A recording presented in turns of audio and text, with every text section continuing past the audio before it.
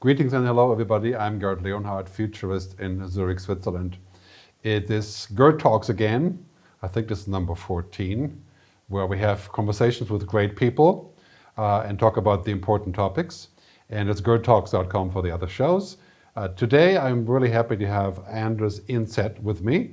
Anders and me met recently again, I think, at an event called Future Tense in beautiful Croatia and Zagreb. And when I was listening to his talk, I realized how much overlap we have in the conversation about the future, the way that Anders is presenting it and the way that I present it. And it's really interesting because Anders is from Norway originally. He lives in Germany now, so many of his talks are available online. I think it's andersindset.com, right? The website. And of course, he's on YouTube, but many of those are in German. And of course, I am German, but my sort of native language these days is pretty much English all the way through. So we're going to do the show first in English, and some other time in the future we'll try to do the same in German as well. So Anders has a great story on what he calls the quantum economy. And Anders uses a word for his a tag for his work called the business philosopher, which is very interesting because I thought about doing, rather than being a futurist, is to be a business philosopher as well. So there's a more overlap. The book, The Quantum Economy, I think is actually 2 or 3 years old, right, Anders? It's 4 years. I think I wrote it back in 2018, so it came out in 2019. So we're now in the fifth year, basically, since I wrote it. Yeah. It's also very interesting because you're using a word that I use a lot in English, which is the mensch, the human, which is not really an English word, but it's widely used in sort of Yiddish American English. But the mensch is really a great word for human, encompassing all of the humans. And Anders is also has been listed at the Thinkers 50, the Oscars of management thinking, supposedly. Really interesting. I should take another look at that. And he has a lot of philosophy to share. So why don't we get going, Anders? Just briefly tell people what are you up to and what is the quantum economy? Sure. Thank you, Gerd. Happy to be with you. And I wrote, as you said, I wrote the book back in 2018, and I started to think about what could be a future potential scenario of the economy. I see the economy as the operating system of our society. If you talk about a social, ecological market economy, it becomes social if the economy is running and there's something to divide and share and to invest. And I think also the challenges in terms of ecology is basically when the economy and ecology become synergetic. So I started to think about, what are the implications of exponential technologies, mainly coming from a quantum background. I've been curious about quantum tech, and I've invested in quantum tech in the past. And I saw kind of sort of the development of AI evolving into that exponential speed of change that we are today seeing on an operating level and also in the economy in general. And I thought about, what would be the future of the economy as in comparison to a lot of the narratives that were talked about sustainability, to reduce, to limit, to talk about it as a crisis, and to have that negative flair on how to look at the economy. So I went back and I realized that a lot of the theoretical frameworks of quantum physics was also based on a lot of inspiration from Buddhism and Eastern philosophy. It was also about the relationship to us as human beings. We are also quantum entities, right? So we are part of the most fundamental definition that we have for modern physics, which is quantum theory or quantum mechanics. And I saw that there are a lot of similarities to how we operate. So a human being is not, at least if we look at it from a non-physical standpoint, predictable in everything we do. So there is a dynamic to it. And also we tend to talk about the economy in terms of finite structures like winning and losing, absolute results. And we talk about knowledge, and the absolutism, I think, is a big challenge for today's world. So I took a more dynamic view of things, and I said, of course, we have to reduce our consumption. I think, at least from a Western standpoint, there is a lot to do in that field still in terms of a conscious or a better understanding, must I say, of the challenges that are ahead. And obviously, there is something next to reduce, which is called reuse, building a circular economy or even looking at regenerative approaches. And I think that is something that has become the narrative, that it has to become sustainable. And we haven't really defined sustainability. I mean, from a physical standpoint, based on entropy, I think, we could say that the universe itself is not sustainable at the end of the day, but we want to be around a couple of years still. So I think there are a lot of things that we can do. But I think, from an economical standpoint, at the end of the day, what we refer to today as sustainability is basically efficiency of the usage of resources. So that means that if you want to make money in the future, you have to be efficient. And I think that the whole, thinking about circular economies and also the regenerative approaches, that we suck plastic out of the ocean, or, have a big vacuum cleaner that cleans up the CO2 and you make money out of carbon capturing. Those are things that basically are new business models. But at the core, I think companies that have to be efficient with the resources. It's EBIT, it's making money. So reduce, yes. Reuse, yes. But I think the core to me was to rethink how we do the economy. We, have decided to make categories. We thought about impact investment and social business, but the challenge is capitalism at its core. So if capitalism is not including the human being or the mensch and the planet, the resources that we have, then it's obviously a finite model. So how can we think about, capitalism and the business as something potential, a potentiality of potential futures? How can we think about, economy and leadership and management as something infinite? So I read this book from a theologist back in the 80s called Finite and Infinite Games. And I started to relate that physical view of the capitalism and the business world, what I call the art of being right, how to optimize, how to maximize zeros and ones, your opinion, my opinion, black and white, everything is optimized to one finite solution.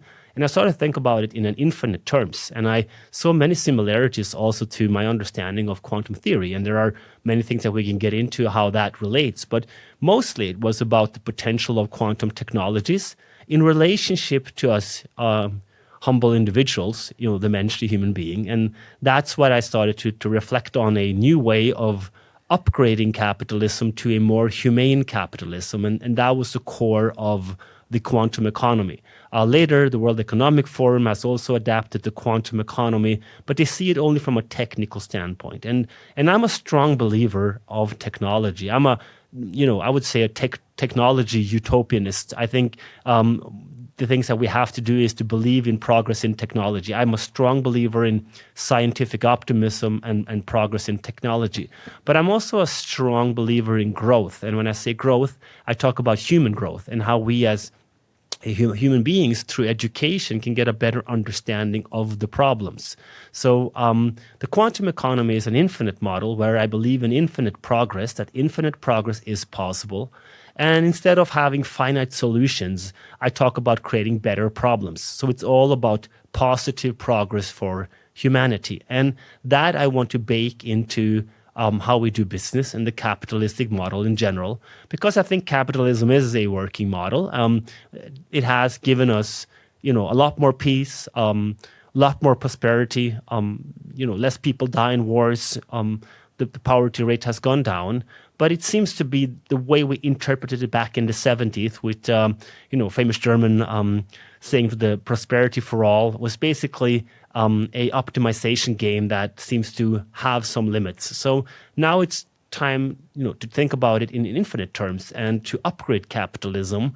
And even Dalai Lama quoted and said, capitalism is the working model, but it needs compassion. So I think that educational part of including the mensch, moving from a knowledge society to a society of understanding, is on the one side the core of the quantum economy, and on the other side, obviously, it's a belief that technologies in future will be able to help us and do a lot more things to help us to strive and also to tackle some of the challenges ahead.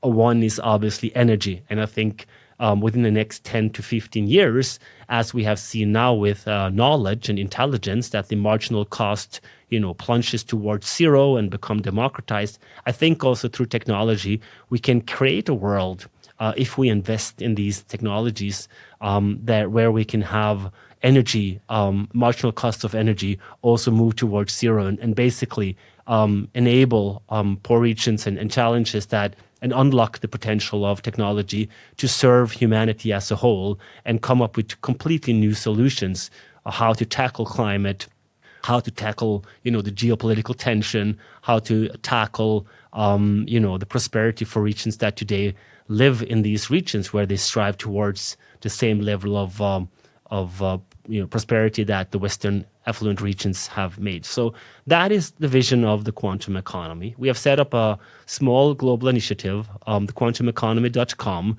where we focus on quantum goods and services, basically, the tangible business models within the quantum economy. One part is what we call quantum organizations, how leadership and organizational structures will be in the future with decentralization and the possibilities of technology and how we work with technology in the future, also with AI. And the third one is basically what we call quantum human. So quantum human is an initiative that is also detached from the quantum economy. We will look at the relationship between technology and human beings in future. How do we? What will happen if we merge? We'll look at various scenarios in terms of what is identity, what is consciousness, and we are building an institution to do research and publications in that field. And the fourth one is the whole economic model, where we talk about quantum economics, money, and how that exchange and how the economic systems will be in future. So there are 4 focus areas, and we have also started to tap into a separate project which we look at from a decentralized science perspective, where we use various approaches that have been used today in tokenomics, and to look at how can we democratize and decentralize scientific approaches to get more people involved.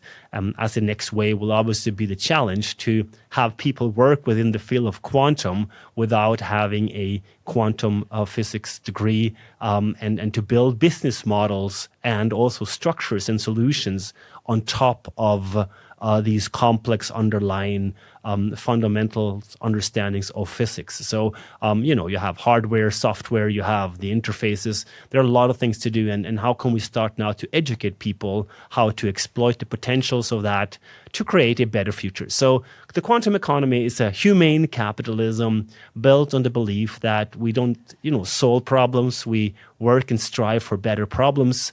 And my underlying belief is that human beings want to be positive, and I want to take a positive approach because I think the incentives for change are much stronger than just solely limiting and regulating and screaming crisis. So I'm a positivist per choice. I choose optimism and I choose hard work. So I think if we really put our effort into working hard and trying to figure these things out, I think with a humane operating system, a capitalistic model that I call the quantum economy, then I think we can tackle a lot of these challenges. So that's a short introduction to the quantum economy, and obviously you can talk a lot about all the things that I'm working on at the moment. So I hope that gives you a good short overview of what I see as the quantum economy.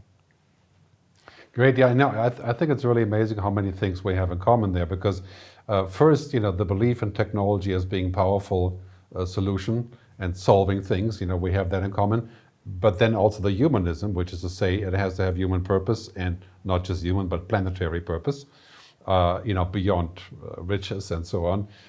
And third, the belief in the fact that we have to move from this sort of limited capitalism into the sustainable capitalism, as Al Gore called it.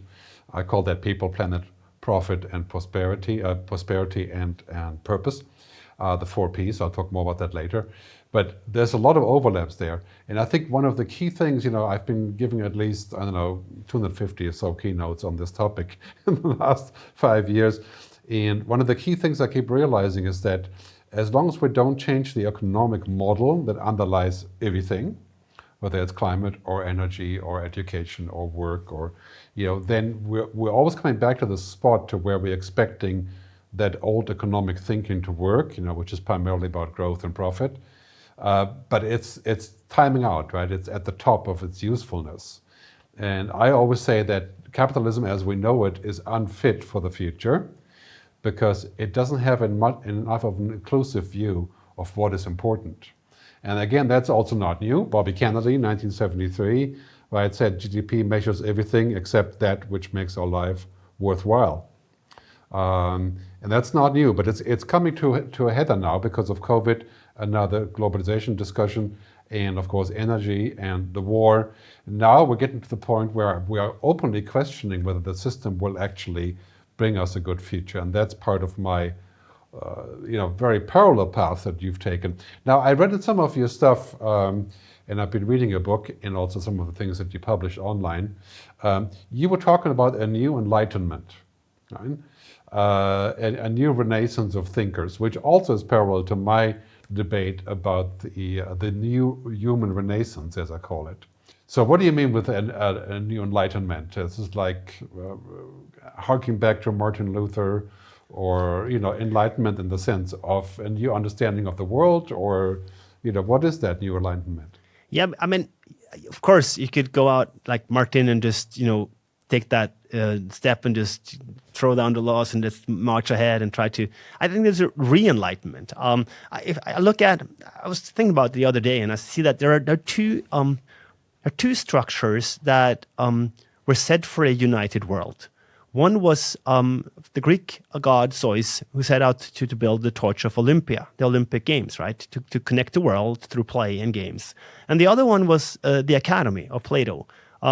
Two visions 2,500, 3,000 years ago that set out to educate the world, to unite the world. And for Olympia, I see the torch still burning, but I see from educational standpoint, what we have done is basically to build an educational system that represents the hierarchical structures of wars, of, the whole academia is built around pyramids of structures and absolutism, and we talked about the knowledge society. In the 1990s, everyone talked about how to educate workers for the knowledge society. So I think people that got an education in the 90s wake up today to an artificial intelligence that is the best representation of human knowledge. So we see that the Socratic logic, how to guess the next word, if you get all the data and all the information, there is some underlying simple structure to how we operate. So if you're good at asking questions, if you know what you're talking about, then obviously today GPT and all these models is a great helpful tool, and that will be a lot better. So we are not looking for knowledge workers. We are looking for people that have a deeper understanding. So we are moving from. Can I jump in there for a second, Andres? There's a lot of debate about this right now. I have a colleague in futurism circles, Bill Halal, who published a recent book on, he calls it Beyond Knowledge. It's an interesting angle because it says the same thing, and I've been saying that as well, saying we have to move beyond this kind of logical component of information, data information that we download, because that's what computers can do now. So computers have a kind of binary knowledge, zeros and ones, as you can see in ChatGPT. It's not intelligent in that sense, but it is infinitely binary. Everything is in there.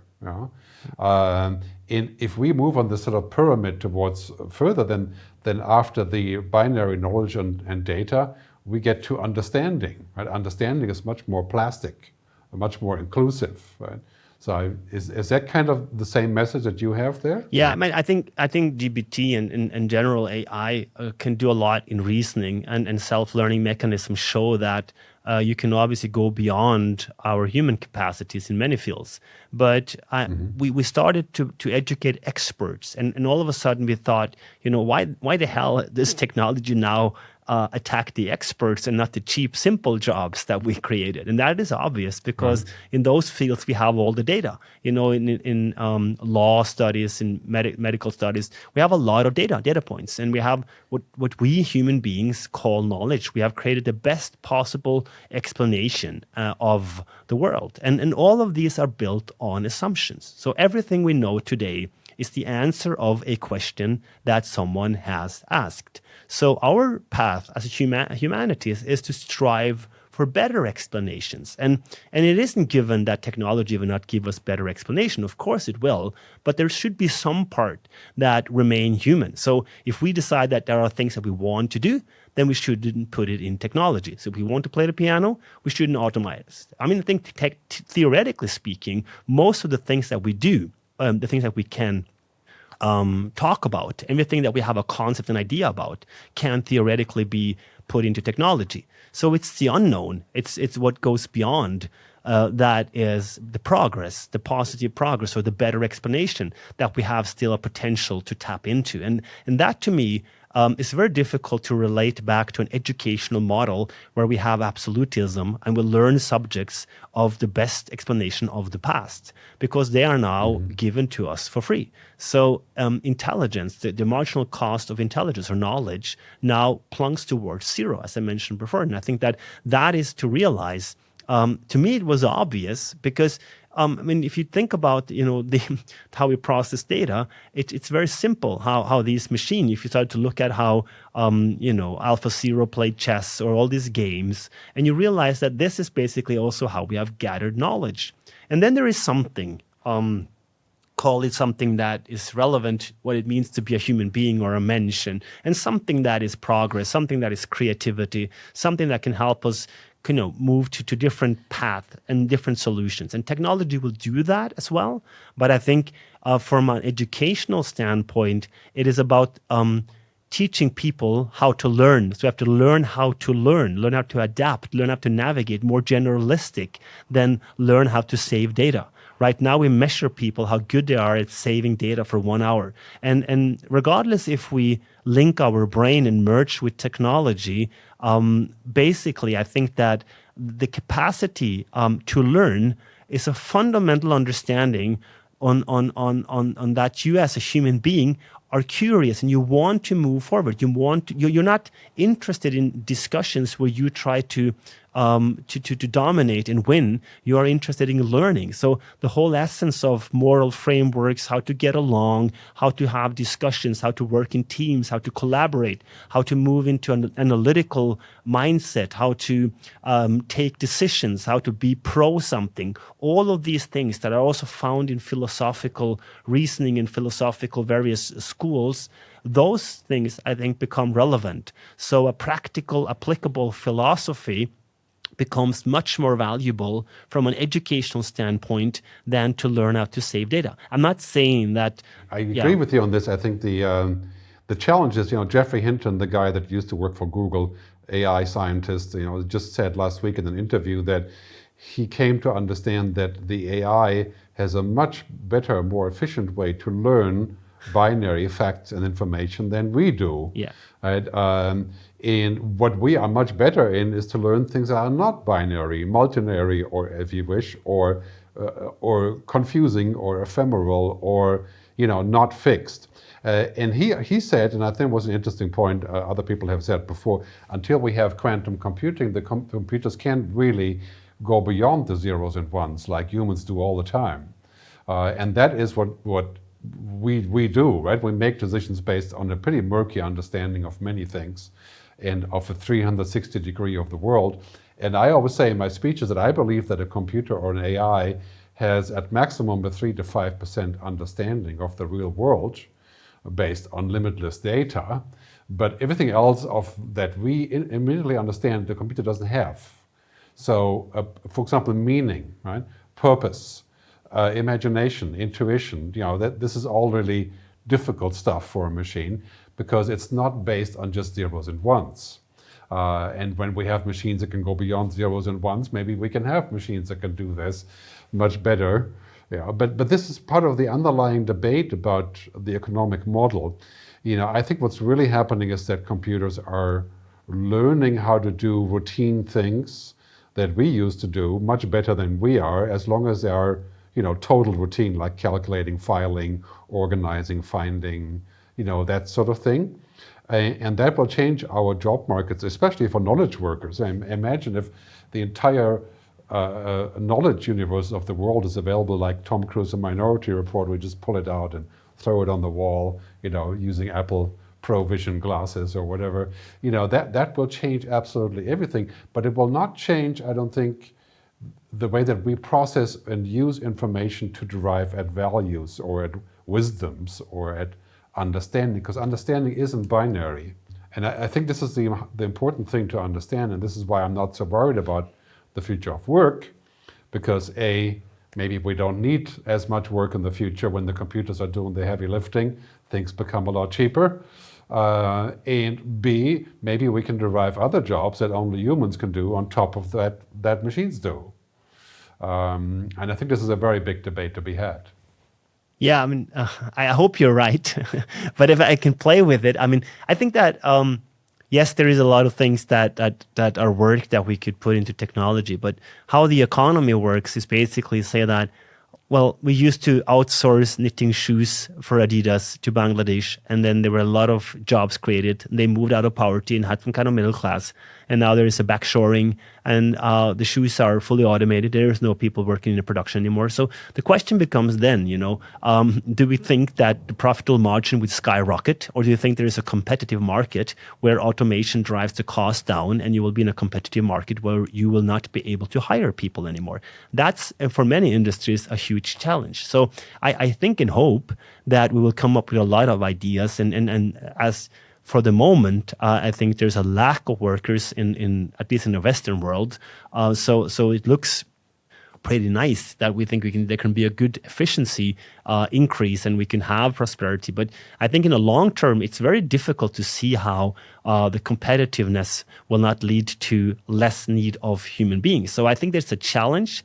And to the other point, I when I play with GBT and AI, I find it very, very fascinating how it seems to be reasoning. So if you're good at structuring your questioning and seeing patterns, then it becomes almost like magic how you're talking to a person of such a knowledge that can help you sort your thoughts. So I think a lot of people talk about this, and I think there is an underlying simplicity to language and to our logic that is very easy to mimic. And you also talked about, the games that all of a sudden, AlphaZero taught itself how to play chess and then outplay the human.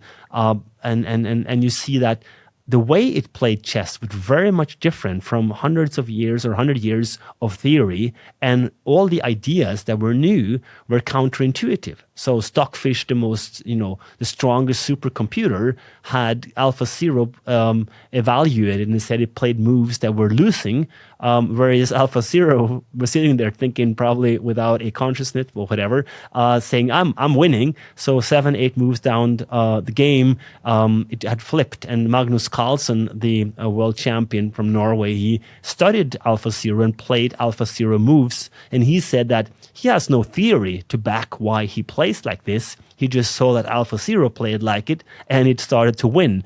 But the interesting part here, though, is that we still play chess. We still fancy the game. And there are, different stories to be told here. The famous Go player that was unbeaten, he stopped playing Go because he said there's something more powerful than me, so it makes no sense. Whereas golf as a chess is more popular than ever. People play a lot of chess. So we fancy the game, we fancy the flaws.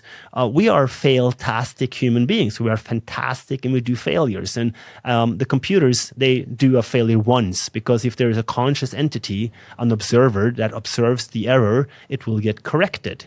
Whereas we are very creative at doing stupid things, so we are fail-tastic. And I don't know if that is something that is, if you look at the world from a physical standpoint, and we say that the universe is computable, it's built on math, then it seems difficult to find scenarios where not everything is more efficient within technology. Which leads that us having to merge with it and coming up with some kind of alternate state of consciousness. But I think that right now we can hope there is something called the human being, something that's called Mensch, something that is non-computable. But it's very difficult from a physical standpoint, from a physical universe, to argue if this is in fact real. It's difficult to argue that there is no underlying computation. So our brain becomes a fluid fluffy quantum computer that has flaws and limitations, but given that it is within a computable universe, it's also part of computation, which means we do not yet have knowledge on how to compute. But if there's something beyond physicalism, there is something that makes the mensch, the human being, that is special, and we anthropomorphize and put ourselves at the center of the universe, and we are the only intelligent species, and there is something that lies outside. There are a lot of philosophical questions that arises in a very interesting debate. But if you look at like the facts based on the simple analysis of AI today, it seems that we are overestimating our capacities, because imagine 3 or 4 years, more data, more efficiency, stronger computers. It seems like this GBT and AI thing is really good at mimicking human beings. So I hope that there is a lot of things that it can't do, but I'm not seeing it. So I'm well, yeah. my argument has been for a long time, if I can interrupt briefly, Yeah, is sure. that, my argument has been for a long time. We may currently understand the AI as being kind of almost like a human, in that, because it's very good at simulation, right? And it can simulate being like us in every possible way: audio, video, text, images, and so on. But a simulation is not the same than what you simulate, right? So simulation of reasoning can be achieved by a computer, but just by learning how well you train to simulate the reasoning. Just like simulating love is not impossible, right? But simulating reasoning or love or wisdom or compassion is not the same than being compassionate, right? It is essentially a simulation of it. So this is number one. I think that computers are very good at simulating, but they don't have any understanding or connection to what it actually is. Number two, I would say that if indeed everything that we do can be explained by math and by science and by logic, then we may be at the point to where we have achieved, level 5 of 1,000 right now, to where we can explain it. And maybe in 50 years we have reached 1,000 of 1,000, and then we can explain everything about us as being math and logic and science. That may be possible. But then the question to me is, if that is the case, are we going to be choosing, what entities become like us or not in that process? Because if we then merge with technology, then this is becoming one entity, which in my view is probably a very bad idea. So right now, I don't feel like we're anywhere close to computers understanding what humanness is all about, and going beyond the sort of simple collating of facts and autocomplete. And it sounds amazing, but like in my work, I often use these tools to generate things, and I always find that they're basically showing me stuff that I could pursue, or sometimes leading me wrong, but they haven't really created real value for me. I mean, if I want to create a picture with what I have in mind, what I get back from it is very like canned stuff, right? And if you realize that difference, I think this is a dangerous path to go on. For example, as we're seeing right now in social media and many other services, many companies are using generative AI to shortcut and get away with the workers, and use AI instead. And most of that outcome is just utterly disastrous. It's maybe it will get better, but what you put in is what you get out with language models. And there's a learning curve involved. But how can a computer learn things that are not communicated? Like when you meet another person, you have 0.4 seconds. You immediately realize what is between the two of you. Right? And it's just intuitively something is there, right? Whatever you want to call it, there's a spark or whatever. And computers don't do that because this is not hard information.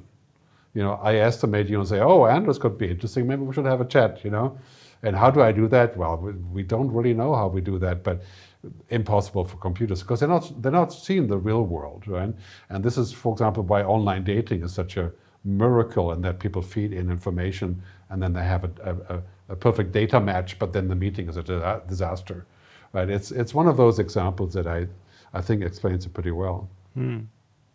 Yeah, I mean, I think basically that there is that hopefully there is some magic to it, or something that is beyond. But if you look at how we anthropomorphize with computers and robots and feel things, and also how persuasive we are, or how easy it is to trick us into believing that someone has a better understanding. So if I was we played with this together with a quantum physicist friend of mine, Dr. Florian Neukert, an Austrian quantum physicist. We have just written a book called The Singularity Paradox, or Bridging Humanity and AI, where we take a path to create a artificial conscious entity, where we hack biology and say that, okay, in order to tackle the upcoming quantum computers and the rise of AI, we have to understand biology to create consciousness, because it seems like we human beings can get along pretty good. So if we create a consciousness that is artificial and we know it's not a human being, we have no idea how it distinguishes from a human being, but we create something that is identical with a human being, then maybe that's a good idea, right? So these philosophical plays, and also from a technological, scientific standpoint, to say what can we do? Because what I worry more about is some kind of a zombie, like a philosophical zombie apocalypse, where we create things that we don't understand. So it's not so much worried about the technology becoming so powerful. It's just that we don't realize that that what makes us human will be erased. To take an example, we start to map our brain. We start to tap into the neurons. There are 83 billion something neurons, and for each neurons, we find a similar energetic path to trigger it, and how it works, and how the neural nets are put together, and you start to figure out how to understand the brain in its totality. So you rebuild that structure. You rebuild every single thing that has a brain, or you link it up to a computer, and you can tap into everything in our brain. So if a thought comes from the cloud, do we realize that the thought came from somewhere else than within? And we don't know what is within, what sparks the magic of the arising of a thought. So a lot of philosophical question arises. But the question is, if you like 50% of the brain or 60% of the brain, is there a point where that what makes us human gets overwritten? So basically, I wrote about this also in the quantum economy. I call it the final narcissistic injury of mankind. It's basically our belief that we can create God.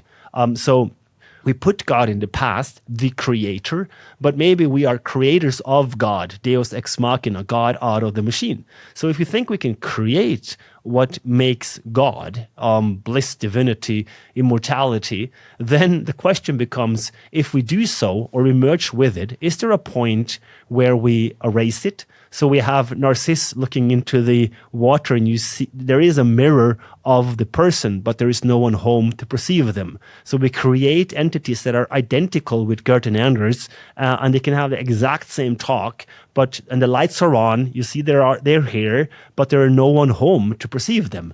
And that's basically the challenge. Since we don't know what it is, it's always a scenario. So any kind of merge of the totality of the brain or our mind and our body, I think that's like a one shot thing in terms of security, because it's like the Matrix, or the last one alive turns off the lights, so you have a lot of things working around and those type of scenarios. So we like to play with the simulation hypothesis of Nick Bostrom.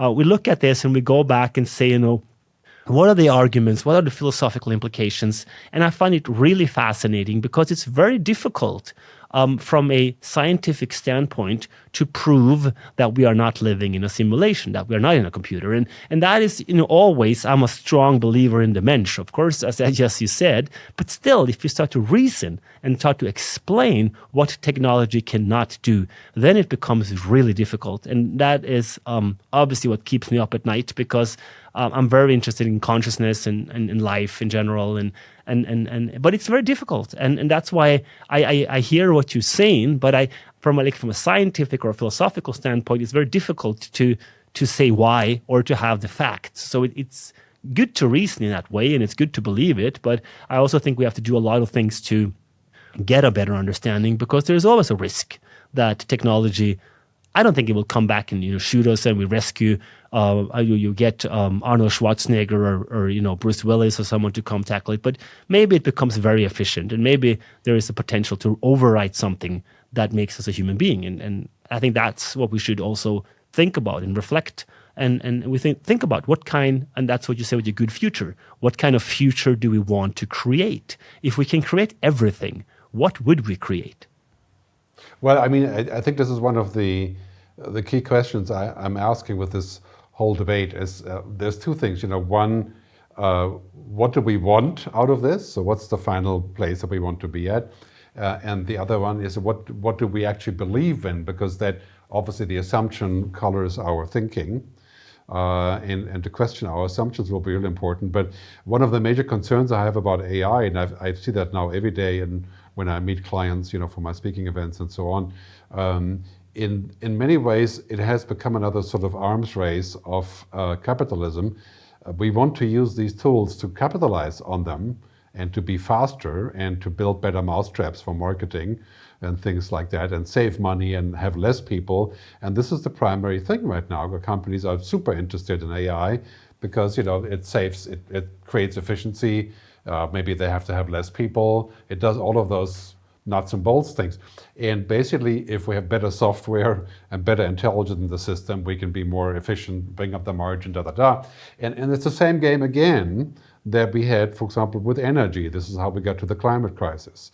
And also the same discussion that we had in social media, because it was basically the argument saying, what do we need those newspapers for? And we can just use an algorithm to curate and see how that turned out. It was also a disaster. So if we pursue AI as a tool for better capitalism, then I don't see much good coming out of it, because we're going to use it to trivialize and to reduce what it actually means to be human, and also use it as a tool of efficiency for the benefit of probably less than 5% of the total population. So in other words, if I'm going to be 5 times as efficient as a worker, and I work for Telekom Indonesia or for MTN or for Deutsche Telekom, and I end up being much more efficient, then they will let go of the other 4 programmers that I'm now covering also, but they keep the profit. And this has always been this kind of thing about technology, and I think this is the biggest danger that we have right now in this debate about AI, that the benefit of the technology doesn't get spread to everybody in the food chain. It only gets spread to the ones that either run the system or deploy it or actually use it. And so everybody else gets squeezed. So what happens to those that can't work with AI? Or what happens, the whole the screenwriter guild, and the actor guild in Hollywood, very much the same debate. Why is that happening now? Because they've always gotten squeezed and treated in a way that they felt unfair. But now this is this huge amplifier of unfairness called AI, where the studios are saying, you know what, we're going to write a script that's just as terrible as yours, but we're not going to pay anyone because the AI does it. Yeah. And it learned from all the terrible ones that you gave us. Right, yeah. And it's one of those things where you say, okay, a really miserable Netflix show written by a human could very easily be replicated by an AI by creating another miserable blueprint of another miserable show. Yep. Right? And so this is really what's going on. I think that worries me, that we're going to use technology like this, as a way to sort of expand on the inequalities. Yeah, I agree. But I think also a good thing out of that is that you get rid of all the bad playwriters, right? For the short term. What AI does is to show, do you know your craftsmanship? Are you good at what you do? So, they take a huge industry like consulting. So people that, see problems, relations, know how to tackle nitty gritty, how to work with human beings, they have a superpower, right? So if you can use it to your advantage, but that again, you just underlines your argument to say that this amplifies the good ones, the rich ones, the winners that are already winners, and it kind of sort of puts the world into even more unequal structure. So I agree with that. The whole Hollywood thing is a very good analogy for what might be happening. So if you have an AI that can take the likeness of an actor and make a new movie based on that likeness using CGI and computer graphics, Then you have another AI that writes the script and the dialogue, right? And then you have another AI that does the voiceover and the lip syncing, right? And so you could imagine a studio making a film without any human involvement. I'm not talking about a cartoon film. I'm talking about a real film. Yeah, sure. Right? No, I mean, and that kind of outlines the possibilities. And yes, it would probably be devoid of a real story in the sense of what humans cook up to the ingenuity. That's just like music that's made by an AI. It's kind of functional but not valuable. And so that brings up all kinds of issues, like if the AI is learning from what we previously done, should we get paid for just having fed it? Yeah. And this is not a new thing. It's an internet phenomenon, even with the rise of the original internet, right? Yeah, So, but don't you think? yeah, Sure. Don't you think that the music that AI today makes is quite amazing? I mean, it sells a lot. I mean, a lot of the charts, the songs that are on the hit list that we buy, stupid individuals, we buy AI music today, much more than the craftsmanship. And also, they had that blind test with classical music. I have a friend of mine. He is a violinist. He's a leading violinist, and he's been playing all the big orchestras over years. He said, Anders, the magic of classical music lies between the tones. Technology can never do that.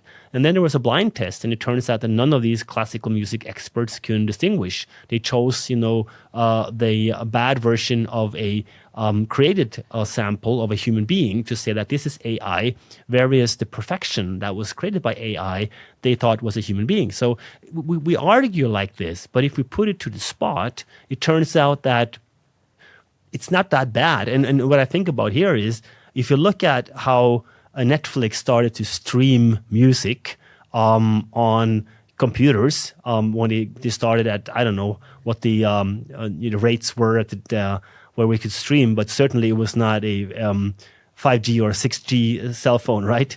And that took 20 years, I don't know, 25 years to have a stable streaming. And this kind of sort of seemed like people were, well, this is like light years away. And all of a sudden, within just a year and a half, it just exploded. So the exponentiality of this, and if you look at GPT having data up till 2021, can you imagine like doing a baseline end of 2023 where all the new AI generated content, and this is like the self-learning part, right?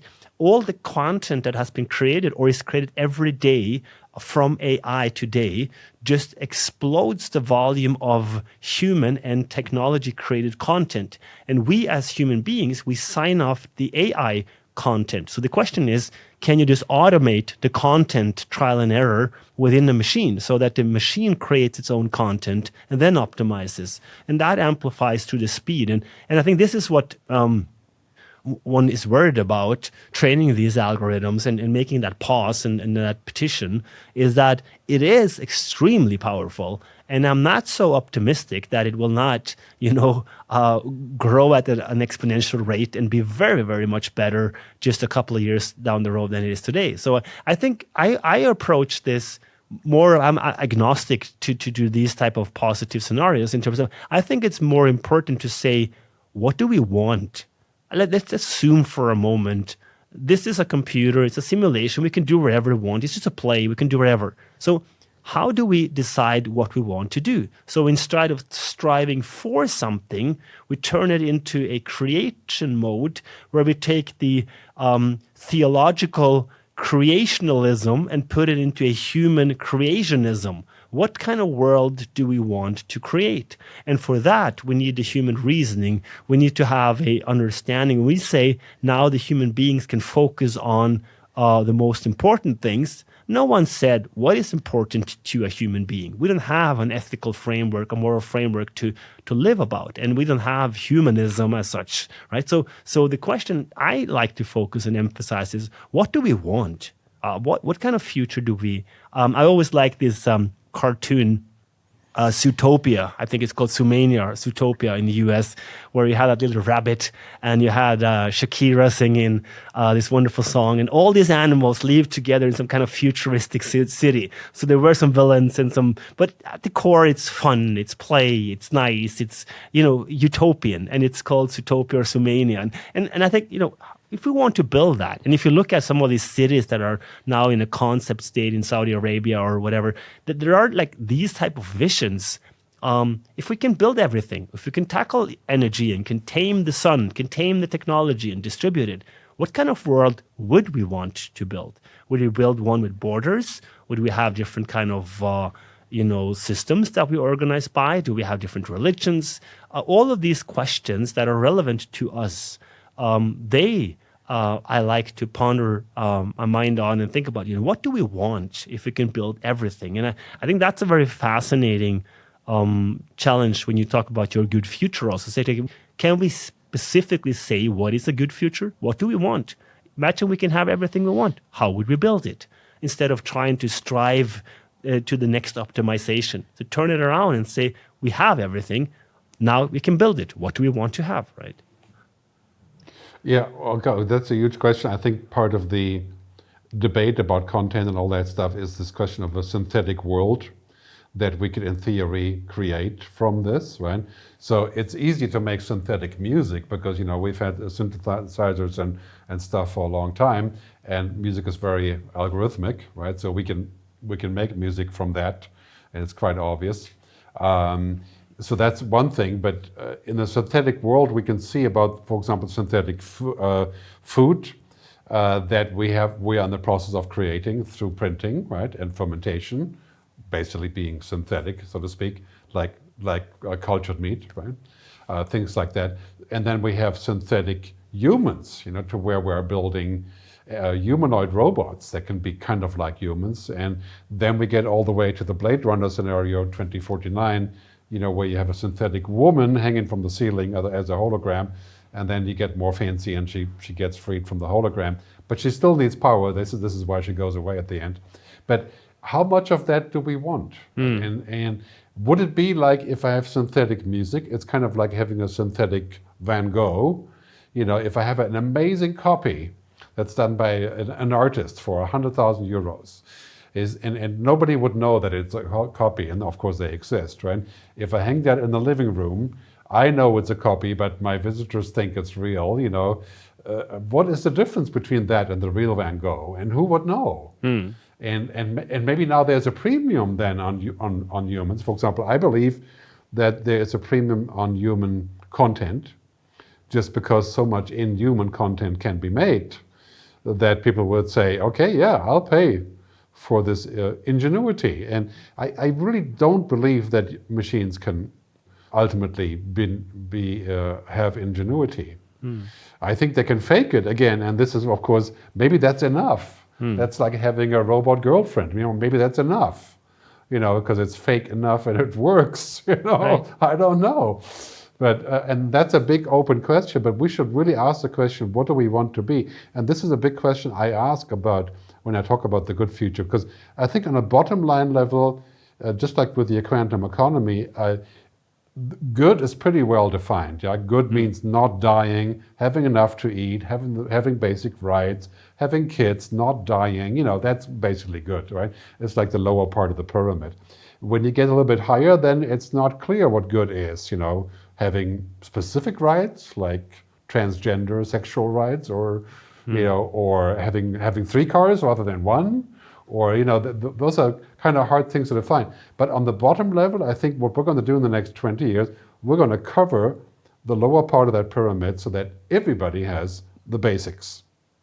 Right? I think that's the first mission. And we're going to use technology to get that accomplished so that people have healthcare, they have jobs, they can have kids, they can grow. And part of the discussion on the growth thing is like, I believe just like you that degrowth is not the ticket. I think it's occasionally the right answer, but I think we have to grow differently. And so these questions all have to be answered.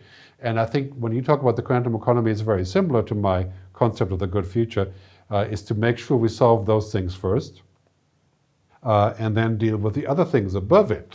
You know, this sort of Star Trek society that was outlined in Star Trek, which is way beyond the current level that we can see here. Yeah. Now, I mean, I think the good is basically saying that if we agree on a problem, so we see this is a problem. It's a problem that people don't have something to eat, right, to survive. If that is a problem, then our task is to make that problem a little bit better, right? It's progress. And I think this is, instead of looking for a solution to everything, a finite solution, it's about saying, how can we make things that we defined as a humanities, that we define as a problem, how can we make them better? And I think that is where technology is a huge advantage and a powerful thing that we can use to say that if we are very good at describing the problems, then I think we can make it better. What I think we're not very good at is a holistic understanding of the problems. I always use the example of flying, right? So I think flying is really important because it's much more efficient than traveling on the ground. I think it's important that we talk to each other in a physical space to get along. With all the weapons and all the tension, I think we would be traveling like crazy to sit down and talk and try to get along. If you put people in a room, they don't usually kill each other, right? So it's a misunderstanding of communication, not seeing each other. COVID brought a lot of tension because all these dictators and powerful people sitting in a room had no contact. I think that's maybe important that we travel. So now we look at it, okay, so the technology we use to travel in the air, that's not good, it seems, for the climate. So we need to change all these things that we fly with. And that is, how do you do that? It's certainly not a demo or a political decision. It's investment. You have to put a lot of money into changing it, and you have to build a business model that is sustainable to change all the old kerosene airplanes.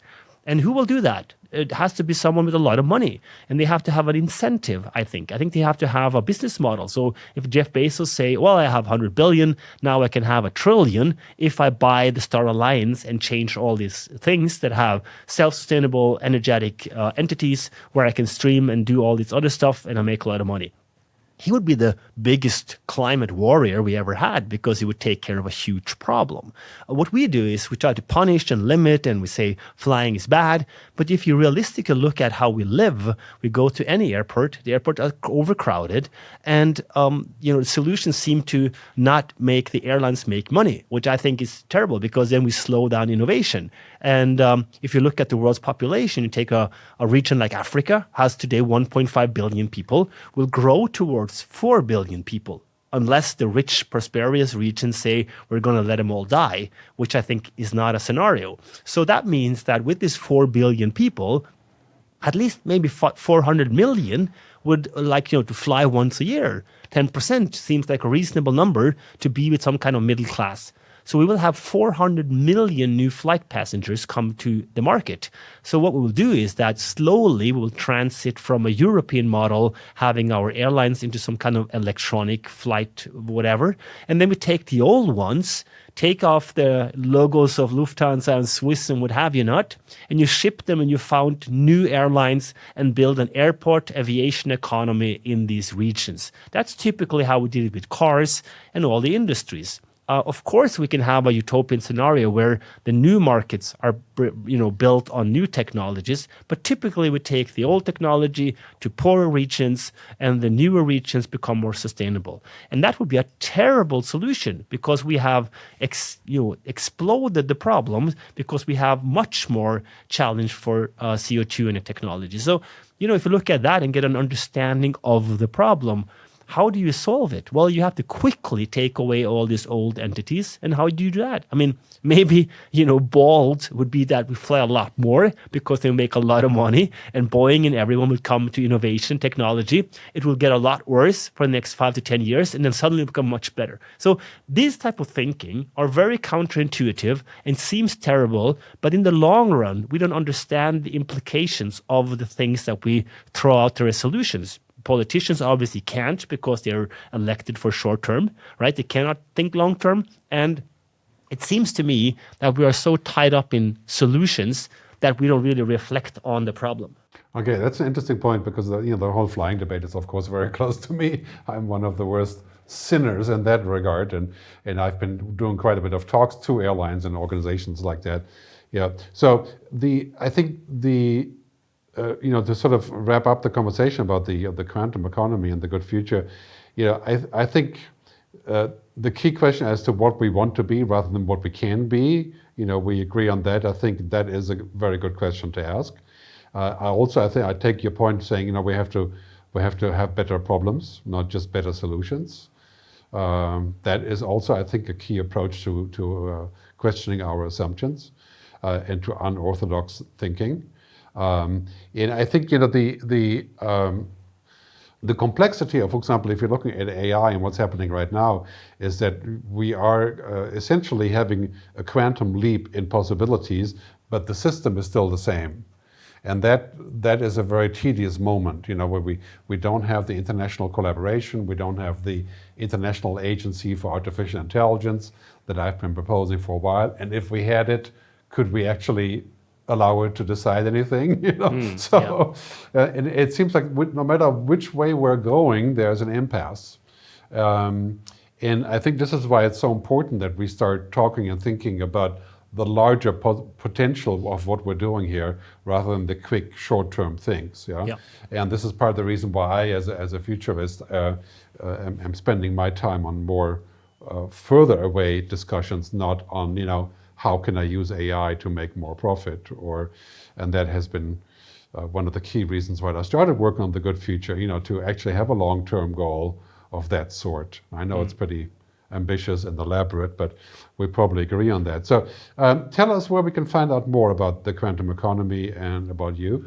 Yeah, the quantumeconomy.com has been set up as an initiative that we are looking to scale and to get partners and people involved in the community and to have these dialogues. And obviously my homepage, andersindset.com, publish articles. There will also be a podcast format coming soon that I call Waves of Thought, where I talk about some of the topics that I'm curious and interested about. There's a book coming out called The Singularity Paradox that are written with Dr. Florian Neukert on bridging humanity and AI. And we talk about creating an artificial conscious entity. We call it an ACE. As try to kind of sort of control biology and hack evolution.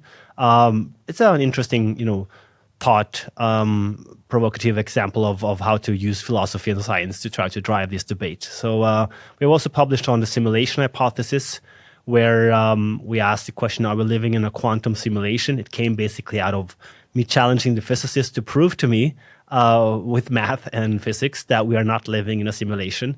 That is also found on the homepage. But I write a lot about, education and business and in general on leadership topics. But I also like to drift off into that technological era once in a while. And I'm very interested in the science of consciousness and these philosophical debates. So the homepage is a good place to look up some of my recent work. We have a book coming out in February, March next year called The North Code, which is basically look at how we can create high-performance cultures based on a value-driven framework. So how can we unite values with performance, which is also an interesting narrative. So these are the things that are coming up, and I'll be publishing on the webpage.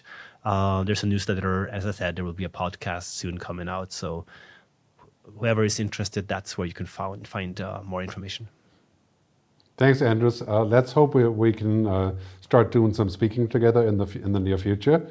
And my information, of course, you see here on gerdtalks.com, but it's futuristgerd.com and gerdtube.com. That's my YouTube channel. And my book, TechVsHuman, TechVsHuman.com. Getting a bit of a renaissance right now in the era of AI. So thanks very much for joining us today. It's been a great pleasure. Please do post your questions. And we hope to see you on the channel, gerdtalks.com, for the other shows. And of course, all of that stuff is on YouTube as well. Live long and prosper, and see you down the road.